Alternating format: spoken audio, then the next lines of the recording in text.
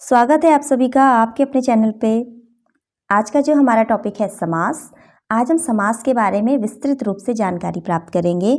समास से रिलेटेड अलग अलग एग्जाम में अलग अलग तरीके से क्वेश्चन पूछे जाते हैं और बहुत सारे लोग इन क्वेश्चंस को करने में या समास को पहचानने में सक्षम नहीं होते हैं।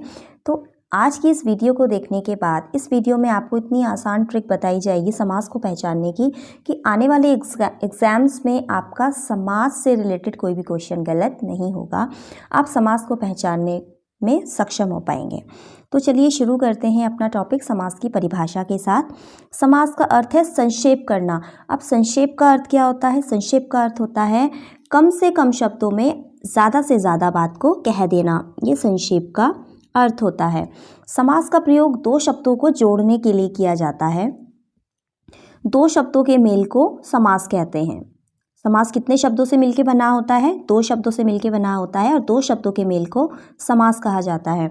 अब समास के प्रकार, समास कितने प्रकार के होते हैं? तो समास 6 प्रकार के होते हैं। इसमें सबसे पहला है अव्ययी भाव समास, तत्पुरुष समास, कर्मधारय समास, द्विगु समास, बहुव्रीहि समास और द्वंद्व समास। अब यहाँ पे जो हमारा पहला समास है वो है अव्ययी भाव समास। अव्ययी भाव समास जिस समास का पहला पद अव्यय होता है तथा प्रधान होता है। जिस समास का पहला पद अव्यय है या प्रधान है वो अव्ययी भाव समास कहलाता है। और इसको पहचानने की जो इजी ट्रिक होती है, तो इस समास के जो शब्द होते हैं उसमें प्रारंभ में जो प्रथम पद होता है, पहला पद होता है, वहाँ पे उपसर्ग जुड़े होते हैं। अब उपसर्ग कैसे जुड़े होते हैं यहाँ पे आप देख सकते हैं उदाहरण में, आ प्लस जीवन। तो आ इसमें क्या है? उपसर्ग है और जीवन क्या है?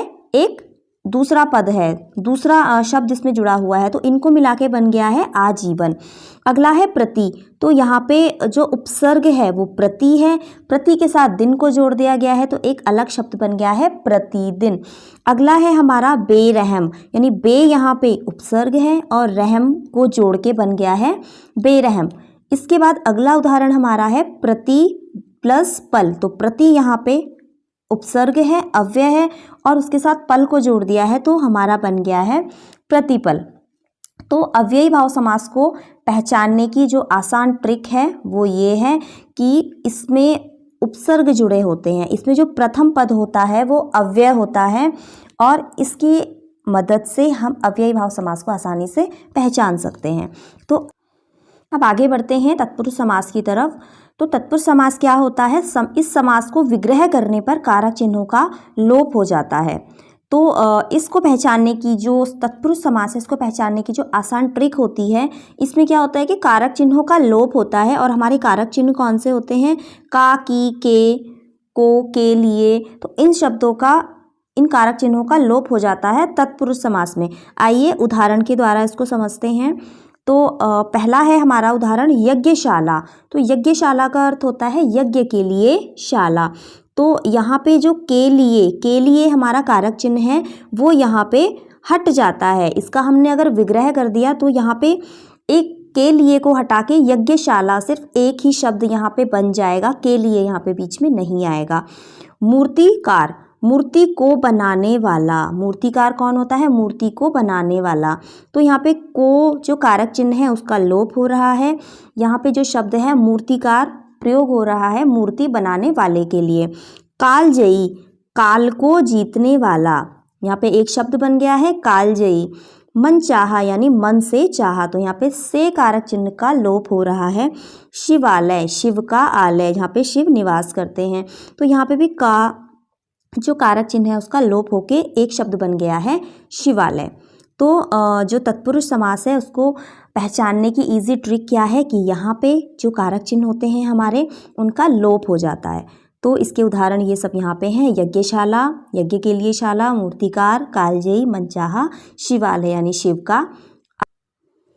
अब अगला जो हमारा समास है वो है कर्मधारय समास। अब कर्मधारय समास क्या होता है, चलिए इसके बारे में जानकारी प्राप्त करते हैं। जिस समास में प्रथम पद दूसरे पद की विशेषता बताता है उसे कर्मधारय समास कहा जाता है।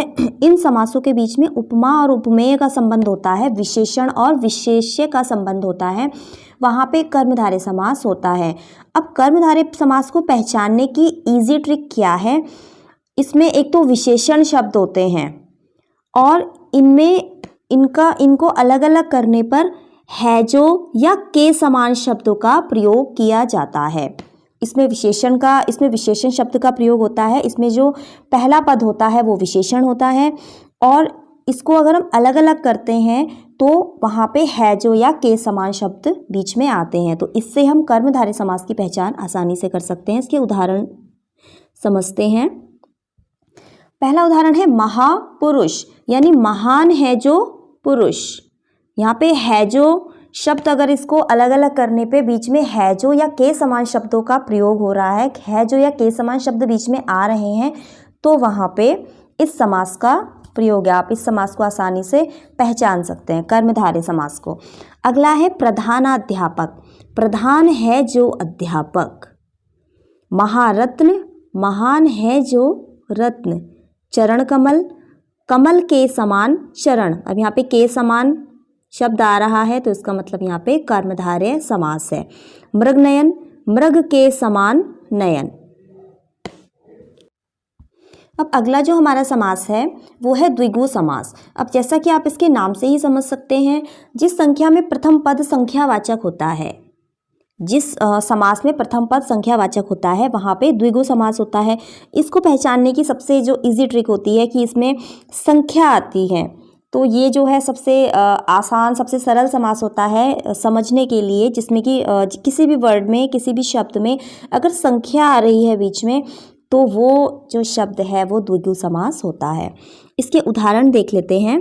तिरंगा, यानी तीन रंगों का समूह। इसमें तीन क्या है, संख्या है, एक संख्या होती है तीन, तो यहाँ पे हमारा द्विगु समास हो जाएगा। दोपहर, यानी दो पहरों का समूह। दो यहाँ पे एक नंबर है। नवरात्र, यानी 9 रात्रियों का समूह।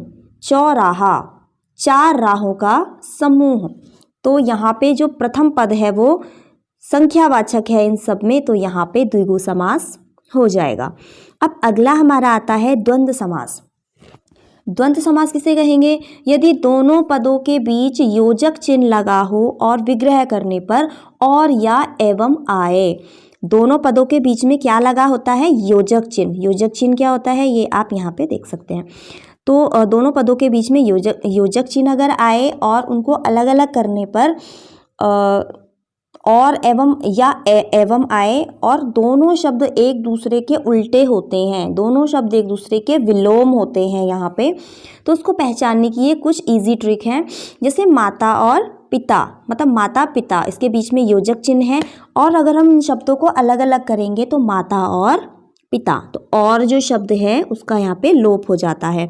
ऊंच नीच, ऊंच नीच के बीच में योजक चिन्ह भी है और ऊंच नीच एक दूसरे का उल्टा भी है और बीच में यहाँ पे और शब्द भी आ रहा है, तो ऊंच नीच में क्या हो जाएगा, द्वंद्व समास। सत्य असत्य, यानी एक दूसरे के उल्टे भी हैं, बीच में योजक चिन्ह भी है और विग्रह कर इनको अलग अलग करने पर और शब्द भी बीच में आ रहा है, तो यहाँ पे भी हमारा द्वंद्व समास हो जाएगा। अब आगे बढ़ते हैं बहुव्रीहि समास की तरफ। अब ये जो समास है ये सबसे ज़्यादा इम्पोर्टेंट है और आप इसको समझिए आगे। इस समास में कोई भी पद प्रधान नहीं होता है। अब देखिए ये इम्पोर्टेंट भी है और इसमें ये भी है कि कोई पद प्रधान नहीं होता है। दोनों पद मिलकर किसी तीसरे पद की ओर संकेत करते हैं, यानी इसमें कोई पद प्रधान नहीं होता है। दो अलग अलग पद होते हैं जिसमें कि पहले पद का अर्थ अलग होता है, दूसरे पद का अर्थ अलग होता है, लेकिन दोनों पद मिलके किसी तीसरे पद की तरफ संकेत करते हैं, यानी दोनों पदों को मिला के कोई तीसरा ही अर्थ निकल के सामने आता है, वहाँ पे बहुव्रीहि समास होता है। अब इसको पहचानने की जो इजी ट्रिक है वो क्या है, विग्रह करने पर तीसरा अर्थ निकल के सामने आता है, यानी पहले पद का अर्थ अलग होगा, दूसरे पद का अर्थ अलग होगा और इनको मिला के जो शब्द बनेगा वो एक अलग ही अर्थ वाला शब्द मिलेगा। तो एग्जाम्पल देखते हैं इसके। विष चक्रधर, विष को धारण करने वाला। अब विष को कौन धारण करता है? तो सांप धारण करता है विष को। तो विषधर का अर्थ क्या होगा? सांप। चक्रधर यानी चक्र को धारण करने वाला, चक्र धारण करने वाला। अब चक्र को कौन धारण करता है? श्री कृष्ण। सूर्यपुत्र, वह जो सूर्य का पुत्र है। अब सूर्यपुत्र कौन होता है? कर्ण होता है। तो यहाँ पे आप देख रहे हैं कि जो प्रथम पद है और जो दूसरा पद है, दोनों के अर्थ अलग अलग होते हैं, लेकिन इन दोनों पदों को मिला के एक अलग ही अर्थ आपके सामने, एक अलग ही शब्द आपके सामने आ रहा है। तो उम्मीद करती हूँ आपको जो समास हैं वो बहुत अच्छे से समझ में आए होंगे और